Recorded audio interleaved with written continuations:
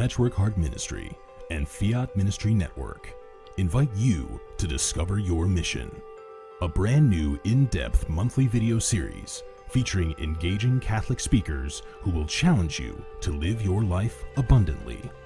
For only $25 a month, you will receive a personal monthly mission, including 3 full-length inspirational talks that build upon a new theme each month. Sign up for the Discover Your Mission tier at patreon.com/patchworkheartministry today.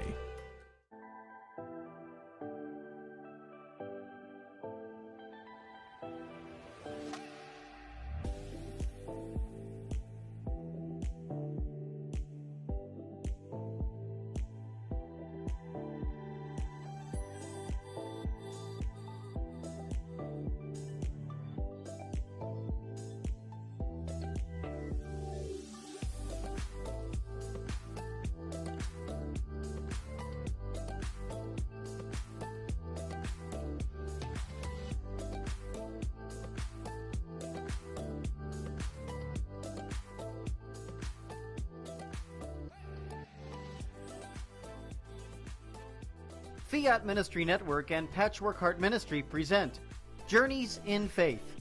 Now, here's DeSantis.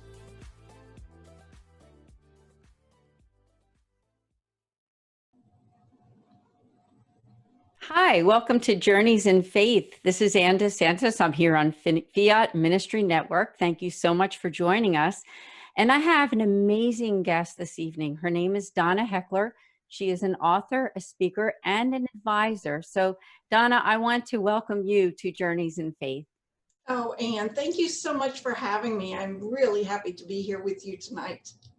Yeah, it's really a blessing for all of us because, Donna, you are a person who has so much to offer. You are a woman of faith and an excellent writer. So I'm excited for our viewers to learn more about your work and invite them to check out your website at DonnaAHeckler.com. So be sure to check it out. And I know you're also on social media. What are your social media pages, if you could tell us? So it's Donna A Heckler on Facebook, Donna A Heckler, author and speaker. And then it's also on Twitter, Donna Heckler. And then Instagram, Donna Heckler. So as long as you look up Donna Heckler and sometimes throw in the words "be radiant" and many times the words author and speaker, you're going to find me, I think. At least I hope. Yes. And your book is just awesome. It's called Marketing God. And we have a lot to unpack there. So I just invite everyone to stay with us. We are here for 1 hour with Donna. So you have such a diverse background, especially starting in the corporate world. I thought you could just take us on that journey as to how you got involved and even up into the point where you are now as a writer and also as a speaker. Sure, absolutely. So you're right, Anne. My career, my life really did start in corporate. And I would go to Mass on Sundays, but during the rest of the week, I was working, and so that had a very different feel to it. But at the same time, I recognized that I was so blessed. Oh my heavens, the companies that I was able to support and work with, I can look back and say it was just stunning. My career started with Energizer. I think most people know the Energizer Bunny, and I just have to say all I did was keep the bunny going and going and going. So, right? Most people know about the Energizer Bunny. Absolutely. I also learned to wear a lot of pink when I had that job, and the color still carries through. But yeah, I worked for Energizer, and I ran the ad campaign. I did a lot of their new product work. And then I had this very interesting assignment. I was sent to Asia, and I lived in Hong Kong, and I ran marketing for Energizer all throughout the Far East. And that opened me up to the possibility of doing marketing on a global basis. And that became my career from thenceforward. So after Energizer, I started my own company, and I always did some consulting and advising on the side. But then I went back and I went to a variety of different companies, from Cardinal Health, which has been getting it's been very involved with all the work going on with the pandemic lately. So I enjoyed watching them and the good work they're doing. I worked with Kimball International. You may know them for Kimball pianos. So I worked with them. I worked with Ingersoll Rand. You may know Train heaters and air conditioners. Nothing stops a train. So I've had this career where I was doing all this global work for these really big brands. So I used to talk about my crazy busy life. I was always so busy, and we all are. It was just that my busyness was all about my work.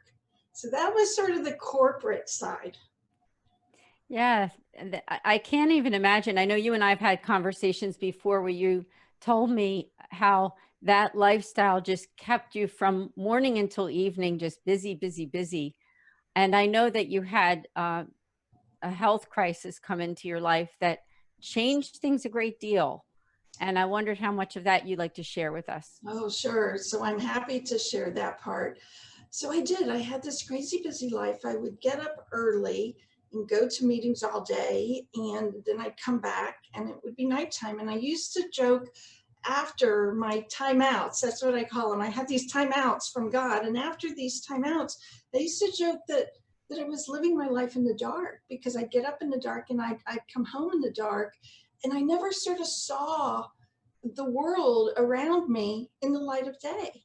And then these timeouts happened. The first one was a really freak leg injury. I was on the way to my aunt's funeral, and we don't know exactly what happened, but my leg sort of wrenched.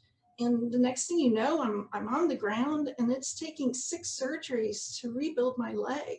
So at one point, the doctor wasn't sure that I would ever walk again. And so fortunately I walked and we healed, but it was this massive event in my life. And I was asked to go on disability. And I was, well, I can't go on disability, I work, I have to work. And they're like, no, you have to rest. But I didn't understand what resting really meant. I sort of thought that I could rest for a week and then I'll be okay, and then I'll head back to work. But that wasn't going to be the case. And I was forced to sit for 6 months. And that was just such a difficult situation for me. But what I started to realize, that was my first time out, I started to see things in my world that had always been there, but I'd been too busy to appreciate them. Something as simple as the flowers in my own backyard. I remember sitting on my screen porch, and my mother was with me trying to help as we were going through all this leg injury nightmare.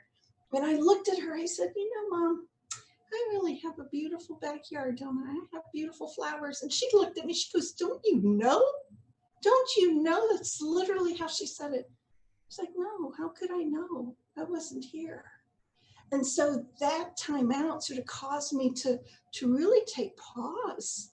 And in the silence, God, who'd always been in my life, now I was really hearing him so much more clearly. So at the time it didn't seem beautiful, but in the end I could say, oh, the gift of silence and what it opened me up to.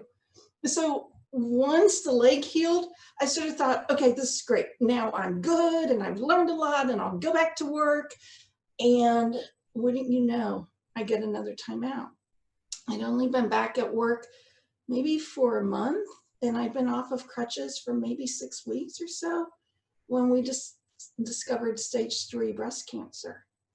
And I'm like, are you kidding me, God? What are we going to do? So I tried to work through most of my cancer treatments, but the reality is I was really sick. In the end, in the period of 18 months, I'd had 12 surgeries between the cancer and the leg. I'd had 6 chemo treatments, 30 some radiation treatments. I mean, my poor body was just broken down from all of this. So then I started talking about that this was my second time out. And I learned something with this time out too. In the first time out, I was seeing the beautiful flowers. In the second time out, I was seeing the people.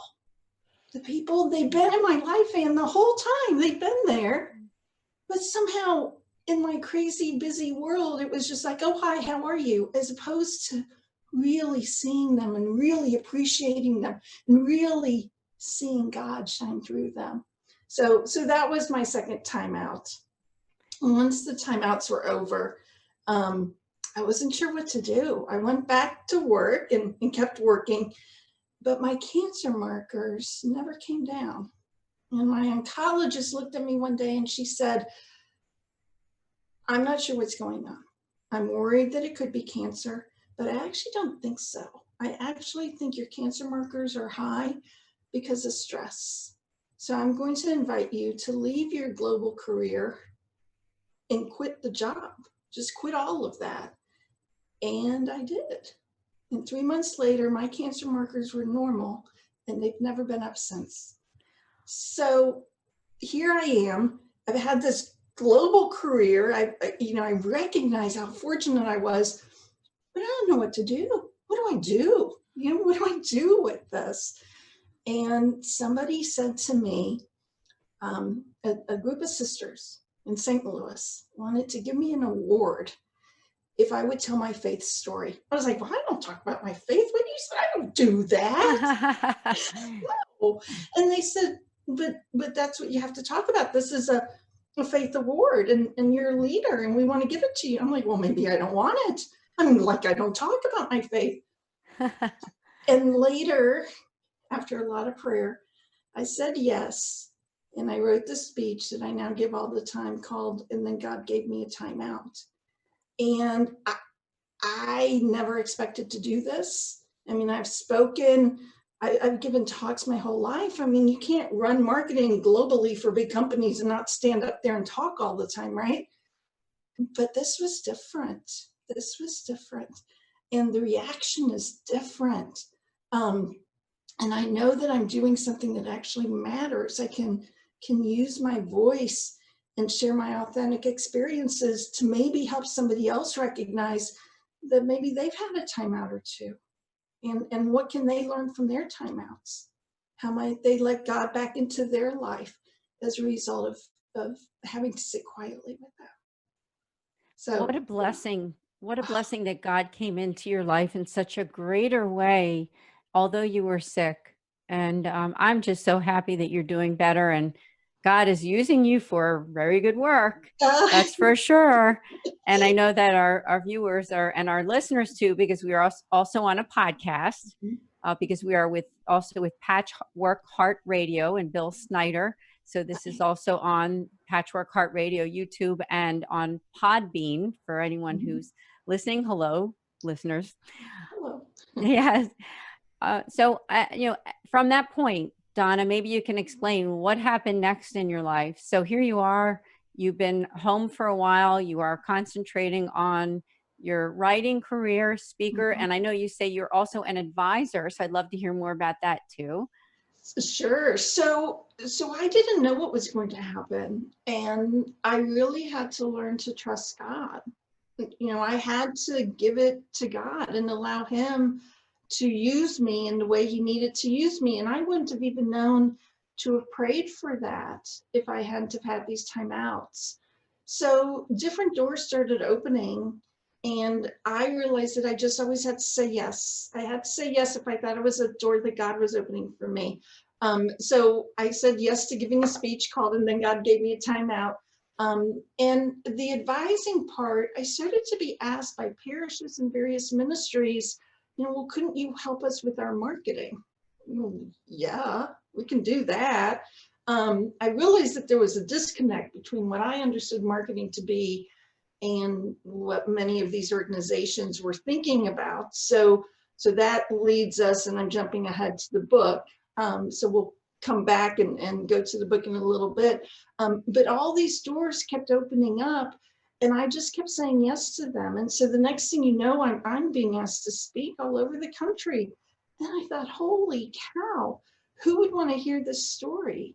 But when what I've learned is when I speak, the most important part, there's two really important parts. The very first important part is that I always have to have 15 minutes before I speak to sit quietly with God and tell him that this is his time.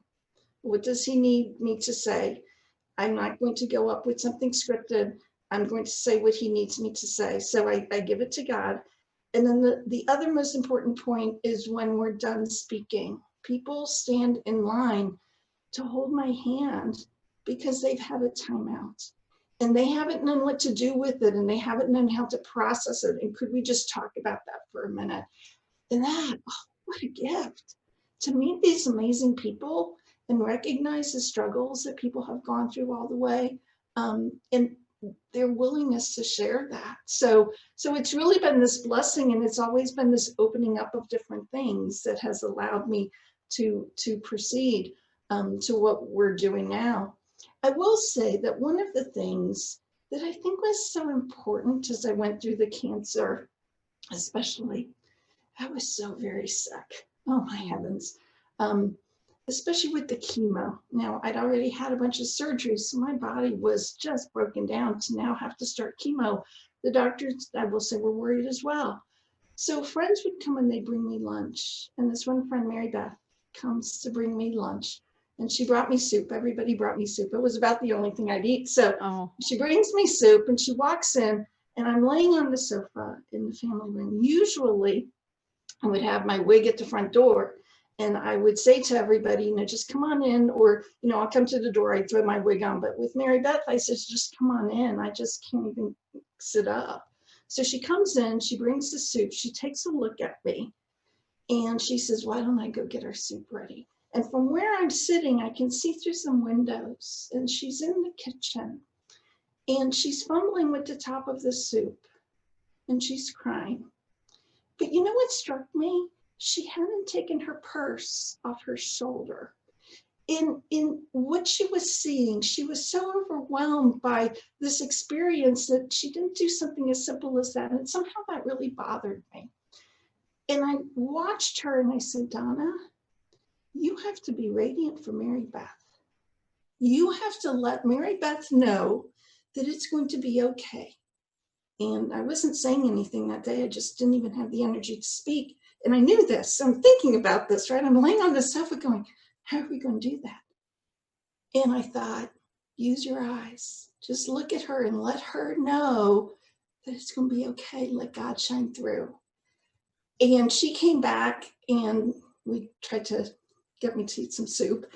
And I just tried to look with her with love, or let God shine through. And it's almost like you could see her shoulders relax a little bit, like, okay, okay, it's going to be okay. And that became my mantra. I started to tell myself every day, not knowing what was going to go on, I would say, just be radiant today, Donna, whatever that looks like, just let God shine through. And I think by doing that, that's how I was were able to be open to the various opportunities that then started showing themselves. I was trying to radiate God, and in the course of that, I was seeing so many possibilities in the world. I'm visualizing the entire story, and it's touching my heart. I am sure that it's touching other people's hearts, especially those right now who are going through difficult times, whether it's something to do with health or financial crisis or something else. So we lift up those prayers. But Donna, I thank you so much for sharing that, because God is using you in great ways to help other people through your writing and just through who you are as a person. You're trying to say that. You're trying to say that. I think God uses all of us, doesn't he? And yes, what is so beautiful is seeing all these different people and who they are. And so the gift of that cancer was that I got to see these people. They'd been there, I just hadn't appreciated them.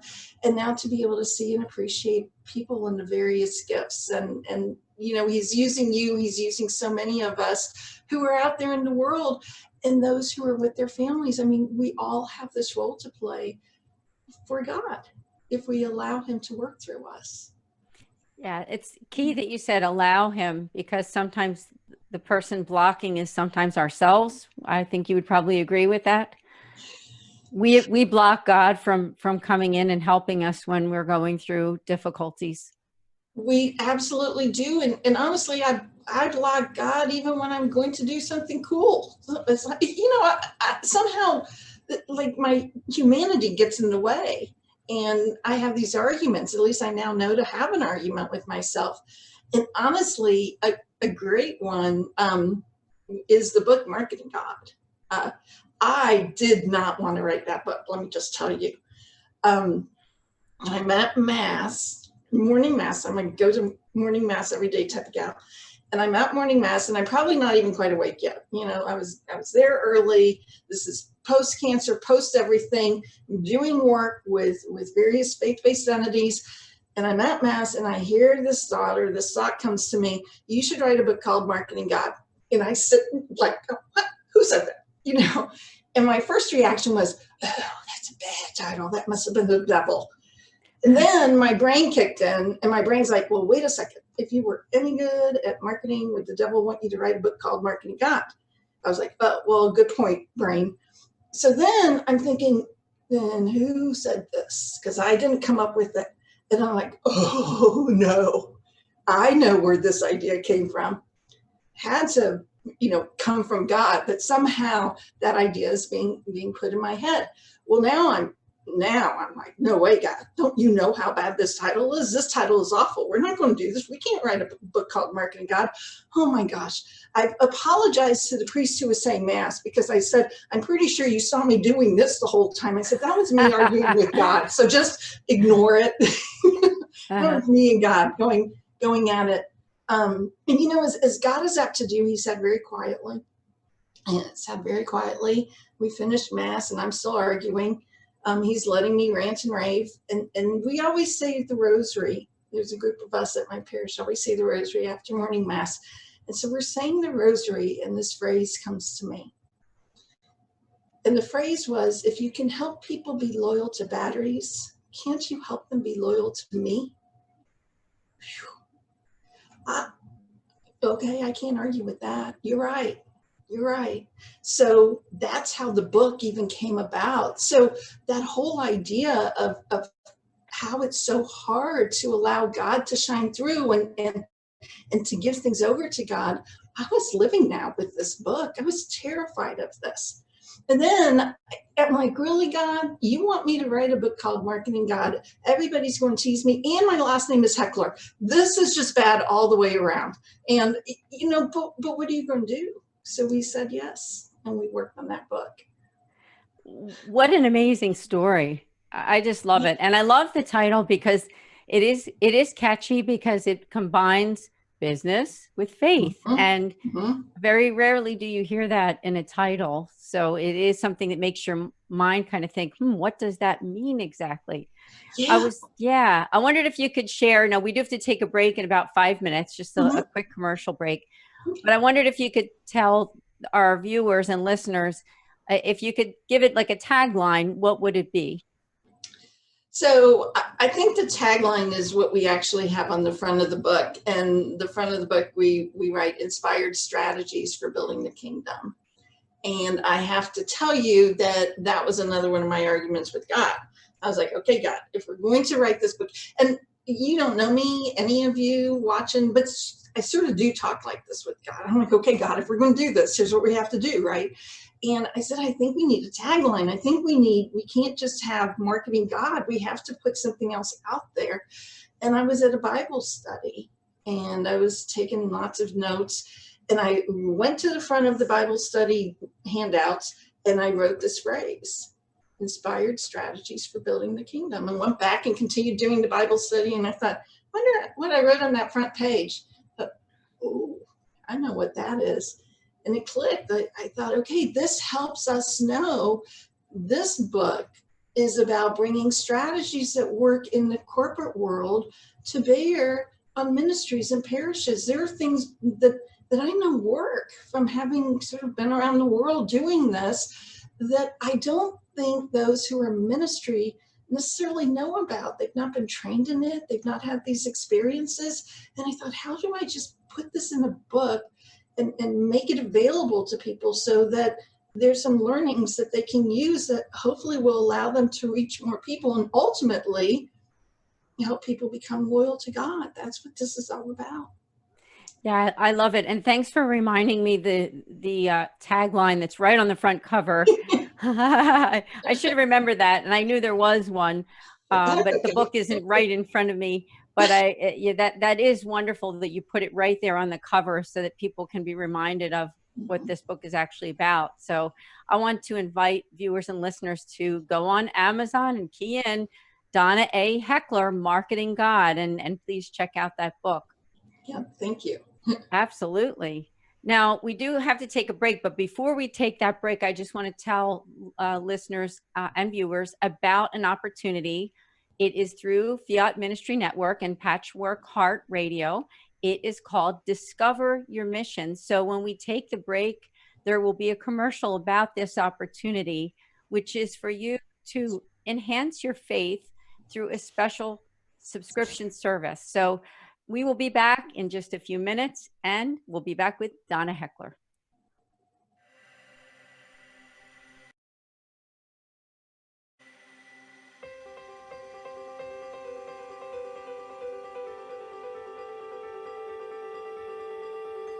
Patchwork Heart Ministry and Fiat Ministry Network present the Discover Your Mission series. St. Paul is saying, I am the most frustrated with you right now, God. I cannot be any more frustrated with you. Okay, dude? Like, I am trying to overcome this sin in my life. I am trying to overcome this, and I'm getting nothing. I'm getting zero. And God came busting through those doors. He answered my prayers. My dad healed so fast. But I never even thought of going back to God and saying thank you. He was long gone out of my mind. As a matter of fact, I went back to my Holy Trinity, which was me, myself, and I. But what kind of strength did he have? Jackie did not just have a strength of body or baseball skill. He had a strength inside of his spirit, a courageous meekness that empowered him to play the game. My husband comes home from work, and I tell him what is going on with me, and he's like, oh, okay. And I'm like, no, I think this is like some sort of miracle, dude.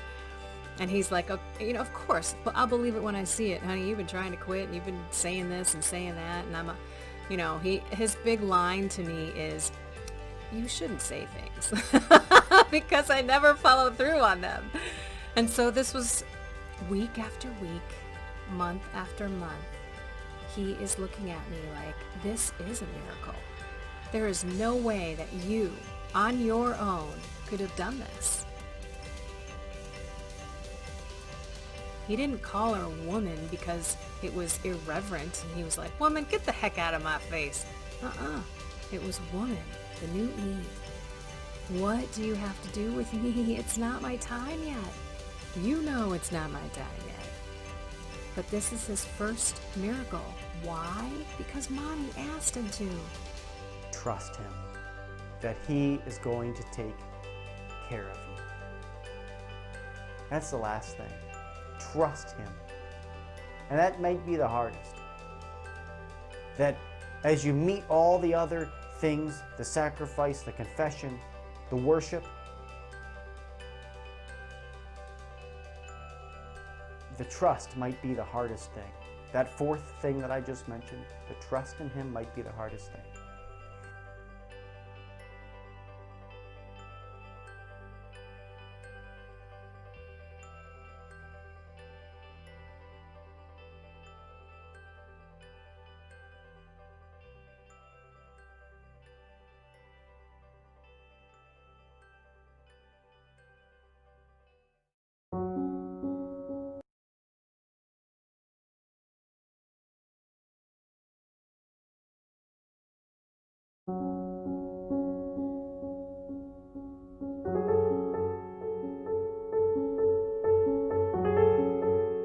Well, the St. Raymond Donnas Foundation for Freedom, Family, and Faith is an expression and an application from the Mercedarian religious order.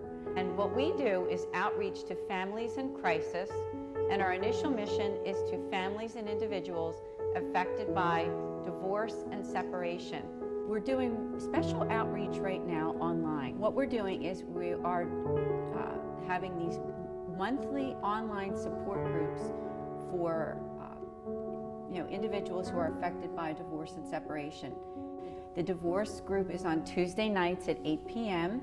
Eastern Standard Time. And then we have another group at the end of the month, the last Thursday of each month, and that's at 8 o'clock at night, Eastern Standard Time, for adult children of divorce. The focus of those groups are prayer, reflection, sharing in a safe place, and also attended by a Mercedarian friar and myself, and guided by the teachings of the church.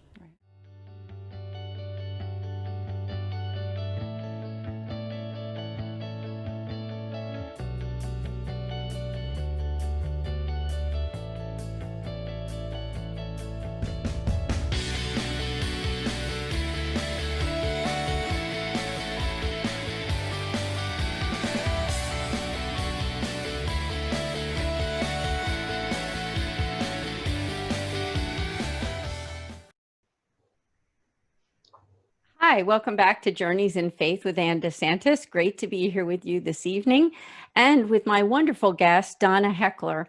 She is an author, a speaker, and an advisor too. She has written the book called Marketing God, and there's another book that we're going to talk about that she has written, and that book is called Living Like a Lady When You Have Cancer. And I wondered if you could share a little bit about that book with us, Donna. I absolutely am very happy to. So that book came about because as I was going through my cancer treatments, I was keeping a blog and I was putting down all the basic things that were happening. And I kept sort of griping. I was like all the time, oh my gosh, this is so unladylike. I sort of felt like cancer was the complete opposite of being a lady.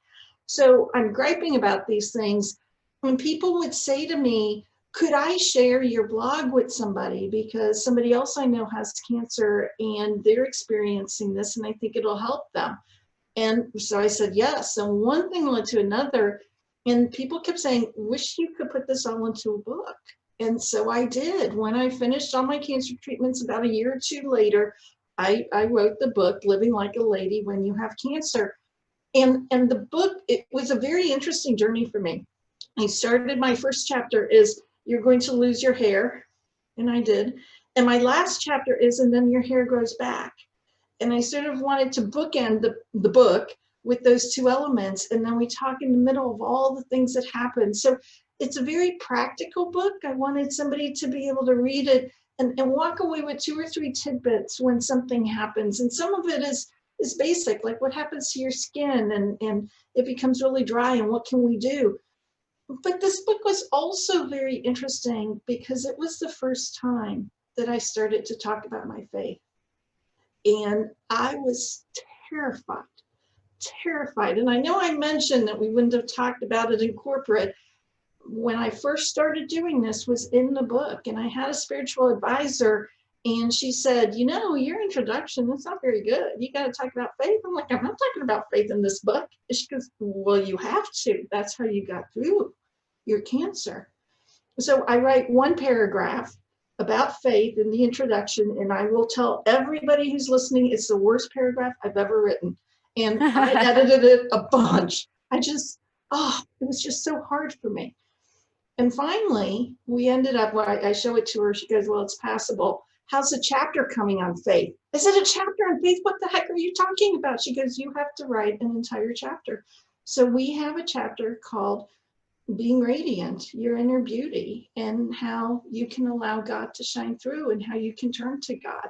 And that was a really important thing for me to write because it forced me to open up and share my faith with others as a result of this cancer journey. So the book is Living Like a Lady When You Have Cancer. It's been out for a few years. You can also find it on Amazon, you know, if you're so inclined. But it's an interesting book because of the journey it takes you through. It has sort of some facts and figures, and then the blog I kept is in a little side column all throughout the book so that you see exactly what I was experiencing at these various times as I went through the cancer. Thank you so much for sharing. Now, at the commercial break, I was told by our producer that we've had some comments on social media. So I just want to say hello to those people who have made some comments, and especially some people who have been affected by cancer and even by divorce. And I just want to make a quick note that for those who are affected by divorce, if you saw that commercial that was on, that I'm the director for a foundation, a Catholic foundation that helps people who are affected by divorce and separation. So be sure to reach out to me at nonatus.org, which is the, as I said, the organization that I am the director for. So, but Donna, I wondered if you had some words of wisdom for somebody who is watching, who is going through that difficult time, maybe in the middle of those cancer treatments, or, maybe just got a diagnosis. And here we are also in the middle of this pandemic, and that's also very challenging. It is. There's so many things that seem to parallel for me. I write a lot now, and I was writing some blogs about the coronavirus being a timeout from God for all of us. And what might we learn with the timeout? I had to learn the hard way. And I had to learn the hard way that I had to be quiet, that I had to sit quietly with God and listen to him. And it's really hard to listen when we're so crazy busy. So I think during these times, for all of us, whether it's an individual situation that one of us is going through, or it's something that we are nationally experiencing, or even worldwide, globally experiencing, to me, it always starts with, how can I take a deep breath and sit quietly and listen? And listen means my head doesn't get to do all the talking. My head has to be quiet and just look. Sometimes for me, I look at the little things. Look at one of the, I call them my God triggers. One of my God triggers is the color green. Have you ever noticed how many shades of green there are? Nobody could have come up with that except God. So how do we, in these really difficult times, sit really quietly and focus on something? Maybe focus on the green, or focus on your breathing, or focus on a bird, or focus on petting your cat, whatever that might be, but take it out of your own head. Because when we do that, we're giving space for God to come in and sit with us. And when he does that, then we can hear him. And so to me, the first step whenever anything is going on is to sit quietly and listen. And then we can hear God's voice, and he will guide us. He will guide us. I say when I give my talk, and then God gave me a timeout, that if we let him, God will move boulders out of our way. And he certainly did that. I interviewed to run the global marketing at Ingersoll Rand on the day I found out I had breast cancer. And what do you do, right? And there's no way I could take a global job. But as I sat quietly, I could see God move one boulder out of the way after another, but that was only because I was willing to be present to him. So that would be, I know I went on a bit, but oh no, that would be what I would encourage people to do. You're following the Holy Spirit. Yeah, yeah, I am. Yeah, you are. And it's important to do that, especially right now, I think, with the suffering that so many people are going through right now. So Right. Donna, I thank you that you did go off on a little bit of a side note there for those who are watching and listening on the podcast. Yeah. I know in your book, Marketing God, going back there, there's 3 particular truths that I thought you could talk about. Now, in her book, Marketing God, she has 40 different truths that she goes through, and having to do with faith and also marketing God. And I'll just read the 3 truths that sort of stuck out, where truth 2 is brand and marketing are not bad words. Truth 4 is everyone needs to own the brand. And truth 6 is a brand is a promise. So I thought you could talk about those 3. Absolutely. I would love to. So truth 2 to me is really interesting. So, I'm doing all of this marketing advising, brand strategy work with ministries, religious orders, parishes, and without fail, the first 2 or 3 years that I was doing this, I've only been doing it 4 years. So the first several years, people would say to me, well, whatever you do, don't use the word marketing. I'm like, what? And then somebody else would say, and don't ever use the word brand. We are not a brand. We don't want to talk about the brand. And I thought, you're missing something really important. These aren't bad words. In the secular world, we wrap the words brand and marketing up with lots of money, right? A brand is a big brand, and you spend a lot on advertising, like, I don't know, Energizer, right? And the marketing, you're doing all these big sponsorships and whatnot. So we equate those words with money. But if you can sort of pull the veneer of money away, these words are actually really meaningful. So I put that chapter in there because I was specifically talking to parishes and ministries and those who were trying to do the work of the Lord, that these aren't bad words. They're meaningful words if we understand them. I don't mean you have to use them every day, but if you understand them, then you're not afraid of them. So that was that little truth. Then truth number 4 is a fascinating one, that everyone needs to own the brand. And, you think about, well, I do because I was in corporate marketing. You think about a Southwest airline, right? And if you've ever flown on Southwest, you might have somebody sing a little ditty to you, make sure you buckle up or whatever they do, right? There's nobody calling that flight attendant saying, make sure you sing this particular thing at this particular time. These people own the brand. They know what Southwest is all about. They know when this is appropriate. Well, what if we applied that to our parishes? What if we knew as parishioners that we were part of this parish, that we owned it as well, that we had to convey what our parish was? If our parish is welcoming, that means we're all welcoming. I get animated. Sorry. I know. I We all have completely to do agree this. with you, Donna. Totally. And in fact, as I mentioned a few minutes ago, that I am the director for Foundation, and thinking how it ties in even to nonprofits, It does. It absolutely does. It really does.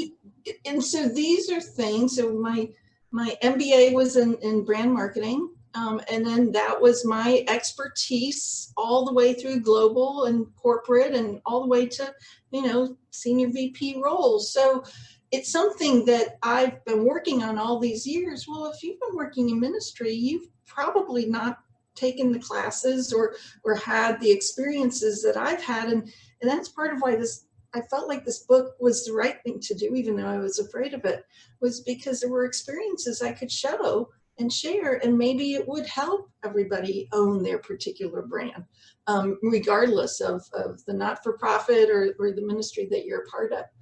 And then the last one that you mentioned, truth 6, a brand is a promise. And I love this one because I think it makes it really simple. As soon as we think of brand, as I was mentioning before, we think big dollars and big bucks and, all that type of stuff. But if you ask, what is a brand really? It's a promise that I, as an organization, are making to you as a customer. So I had a promise with Energizer, right? We'll pick on that because it's an easy one. We all know batteries. My promise was that battery would keep going and going and going. And so that's pretty simple. That's what the brand was. Now, as with any promise, it has 2 parts. I have to say it. I have to put the word out there. From a marketing perspective, we do that with advertising and PR, right? But then it has to perform. If I say my battery is going to keep going and going, it has to keep going and going. So if we ask the question, what's your brand for your particular not-for-profit or for your parish or for your ministry? What is that promise you're making? Now, are you delivering on it? If you can make the promise and you can deliver on it, now all of a sudden, people start flocking to you because they get it, they understand it, and they want to be a part of it. So anyhow, I get a little passionate on these brand things. I absolutely love it. And I'm thinking of, just as an example, I'm thinking about the foundation I work for, because our little tagline, I guess, is that we offer spiritual accompaniment. And I know that word accompaniment is something that our Holy Father has used quite frequently for those affected by divorce, separation, and families in crisis. So, so it's just nice to hear that from you too, that's kind of a good direction to be in. Yes. That you have sort of branded yourself and know who you are, and so that other people know who you are. Right. Well, and then you go back to truth 4, and the truths aren't necessarily in any particular order, but truth 4, that everyone needs to own the brand. If they don't know what your promise is, how can they ever help own it? Right? If they don't understand what it is, they can't talk about it, they can't share it. So that brand, that promise becomes so foundational, I think, for all of the good work that's happening. We have to understand what it is we're providing and share that a lot so that others can share it as well. No, good to hear, because sometimes it's better to target in and focus in on what your mission is instead of being maybe too broad at first. Mm-hmm. I don't know if you agree with that, but for whatever, depending on what you're doing, I guess, right? I mean, depending on Right. what your work Well, is. and I would also say that there's a difference between a mission and a brand, right? So a mission can be a lot broader, but a brand for me is what you actually can do. So over time, that brand may expand as you are able to do more and more. But if you say, I can do XYZ, but you can never deliver on it, or at least not for another few years, then people are going to say, well, she broke her promise, so I'm not going to go back. So I sort of see a brand as smaller and more focused than the mission, but over time we can build that brand to be bigger and bigger. I'm glad you said that. It does make more sense, because you're right. The key is you have to be able to deliver what that brand is. And if you Right. can't make that promise and deliver it, then it's better to stay on the smaller side, I'm guessing, Right, than to right. be this big, huge thing that you're saying that you cover all these different areas, but Right, you really can only deliver in maybe a couple. right. That's So exactly it. And thank you you. want people to trust you and come back to you. You're welcome. Yeah, no, you're actually helping me too. So That's the advising part, right? the nonprofit. Yeah. Thank you Yeah. so much. Yeah, sure. Now we have, like, we're about 3/4 through the program, and I definitely wanted to touch on some people are going back to church pretty soon. In our state, I'm in Pennsylvania, it's called the yellow phase right now. We started in the red phase with coronavirus, yellow, and then obviously it'll go to green at some point. But the yellow phase is where we're starting to get to do a little bit more. And Right. Mass is starting for us this coming Sunday. So good. the question that you and I had discussed for this show is when people come back to church, about, regarding the marketing part of it. So I wondered if you had any thoughts there about, as these churches are opening in archdiocese, dioceses, how Right. they can attract people to I, stay. I do. And, so there's a lot of interesting things with this. And one of the things I think about is that in marketing, we try and create demand. So demand is when I help you know that you really want to buy my battery, or that you have to have my $250 Nike shoes, right? So we spend a lot of money trying to create demand. And we can think about, or I at least think about, the pandemic and the demand that it has created, because we have not been able to go to Mass. We have not been able to receive the real presence and to be with Christ. And so there is pent up demand. So there's a part of me that thinks that we may see a lot of people rushing back to church because they have missed it so much. Now, that has to fit with how can you go to church and the social distancing and the masks and all of that. But let's just think about that piece of demand. So I was looking at research. It's one of those things marketers do, is we look at a lot of research. And there was a study out, I want to say it was from Pew, the Pew Research Company, that said that of the people who are dealing with the pandemic, 27% of the Catholics are saying that it's causing them to grow in their faith. What a blessing that is. It is. What a blessing if people who, because they're forced to stay home, are feeling a deeper faith. So then we go to the question, well, now how do you open the doors? And how do you help people come in? And I'd say a few things. One, it's that everybody who's involved in the parish, it goes back to everybody owns it, right? If everybody owns the brand, then anybody who's involved with opening the doors of the parish, from the Eucharistic ministers to the ushers, everybody should know what the plan is, because then they can all help communicate it.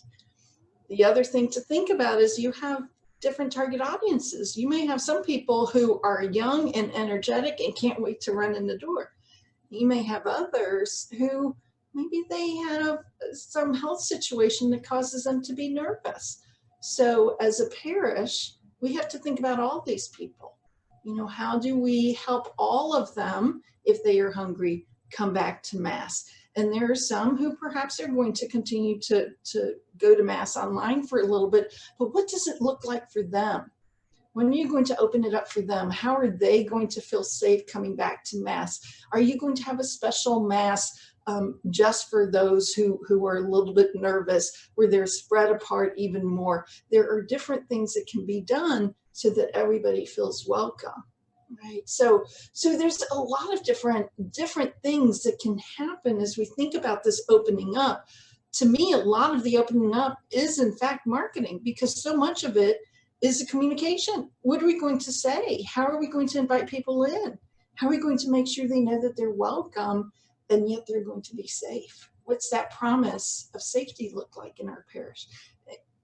Anyhow, there's lots. Poor Anne, you're getting to know me. I'll just go. I love it. Are you kidding? We just No, this is just awesome. I think it's wonderful to hear. It's all positive, because let's face it, this has been tough for a lot of us, you know, and even what we've just seen in the last week and other events that have happened in our country have been difficult for some of us to watch. I'd say all of us to watch. And so I think hearing your message of hope, you know, and combining marketing and communication with our faith is a good thing. You know, it's a good thing to come together and say, how can we work together so that we can support all of these different kinds of members? Because as you said, you have the young people, middle-aged, older people, sick people, well people, young kids.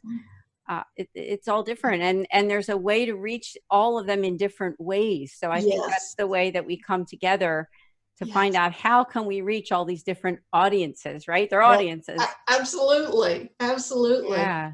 Well, and as we're talking, I'm thinking about the fact that, you know, yours truly was terrified of writing about her faith, let alone talking about her faith.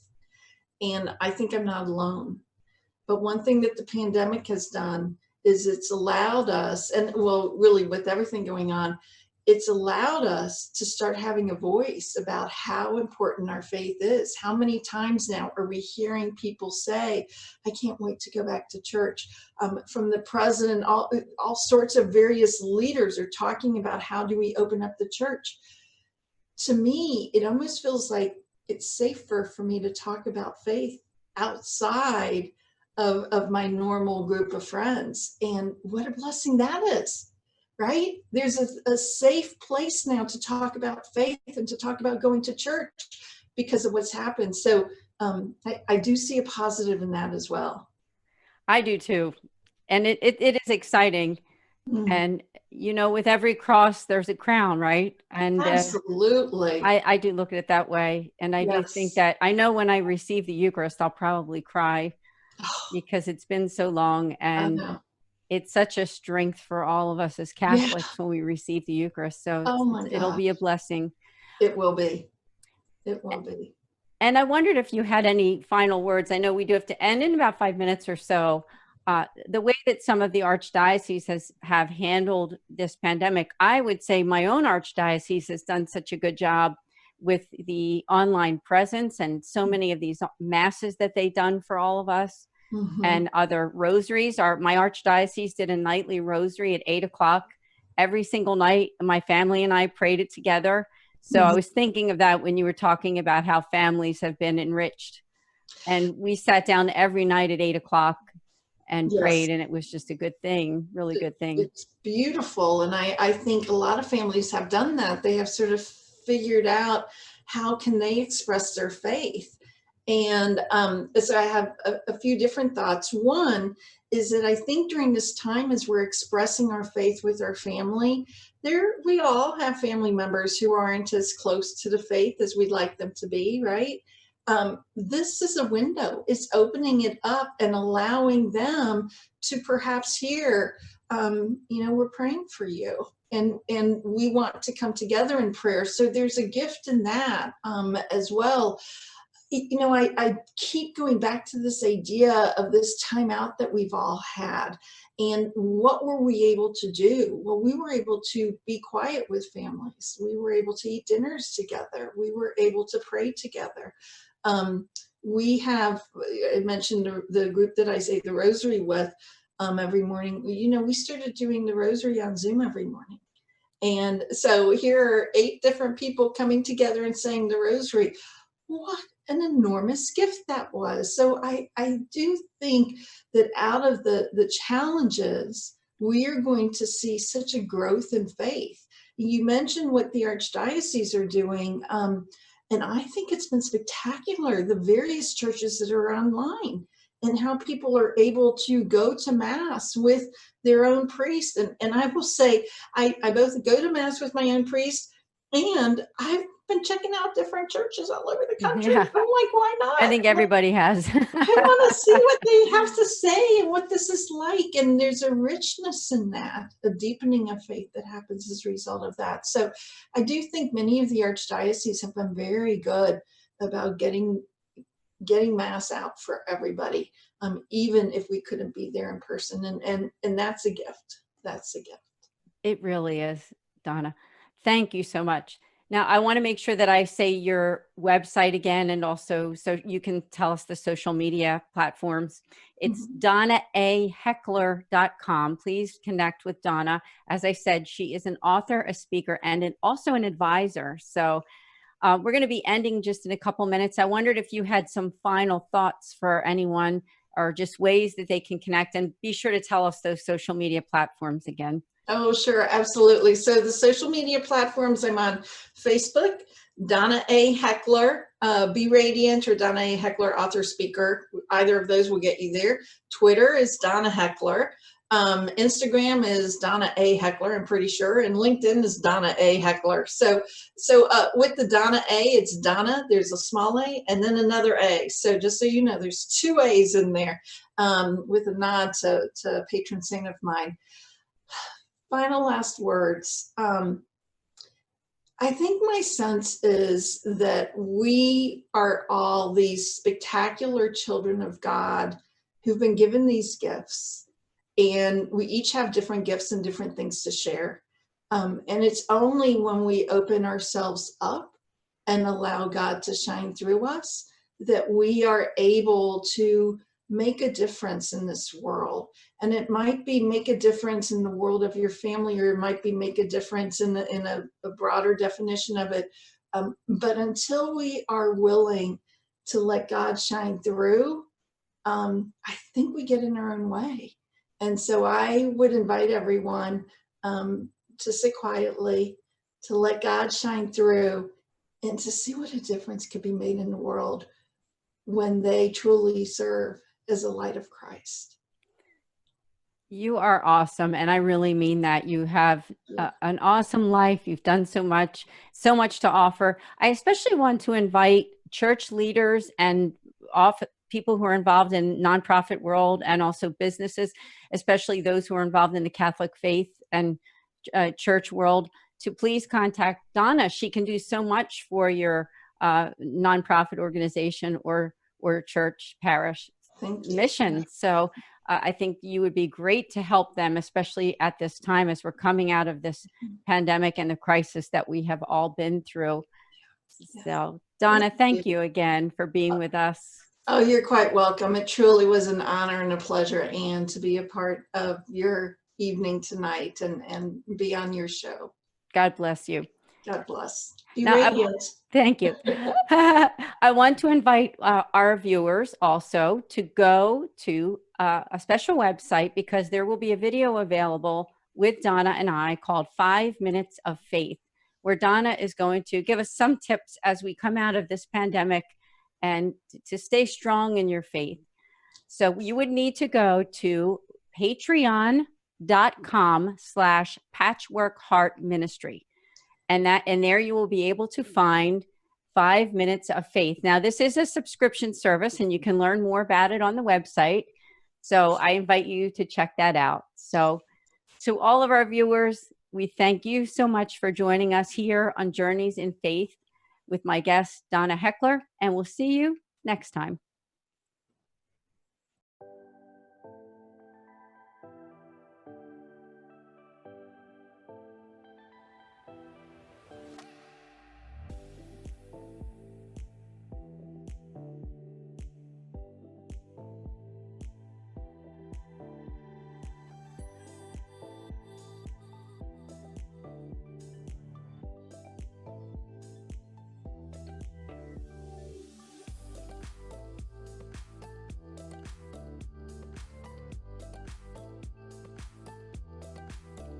Journeys of Faith is a production of Fiat Ministry Network and Patchwork Heart Ministry. For more information about Journeys of Faith, email info@fiatministrynetwork.tv. And be sure to friend, follow, and like us on social media. Just search Journeys in Faith with Ann DeSantis.